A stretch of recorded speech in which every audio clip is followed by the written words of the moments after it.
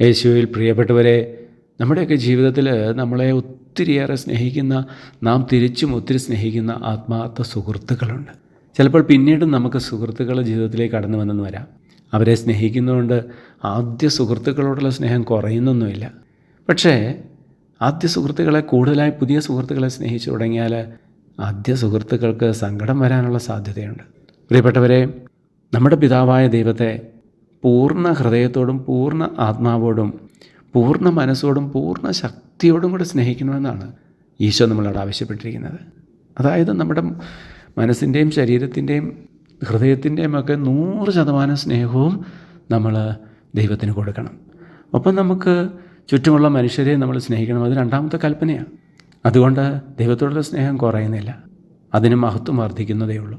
പക്ഷേ ഇന്നത്തെ വചനത്തിലൂടെ ഈശോ നമ്മൾ പറയുകയാണ്, ആരെങ്കിലും പിതാവായ ദൈവത്തേക്കാൾ കൂടുതലായിട്ട് അപ്പനെയോ അമ്മയോ മക്കളെയോ സഹോദരങ്ങളെയൊക്കെ സ്നേഹിക്കാൻ തുടങ്ങിയാൽ അത് ദൈവം ആഗ്രഹിക്കുന്നില്ല. നമ്മൾ ചിലപ്പോൾ സ്വർഗരാജ്യം നഷ്ടപ്പെടുത്തിയെന്ന് വരാം. അപ്പോൾ നമ്മുടെ സ്നേഹം കുറയാൻ പാടില്ല ദൈവത്തോടുള്ളത്. അത് അടിക്കടി കൂടിക്കൂടി വരണം. ഒപ്പം ആ ഹൃദയത്തിലേക്ക്, നമ്മുടെ ഹൃദയം വിശാലമാക്കിക്കൊണ്ട് അനേകരെ ആ സ്നേഹത്തിൻ്റെ വലയത്തിലേക്ക് നമുക്ക് കൊണ്ടുവരാനും പറ്റണം.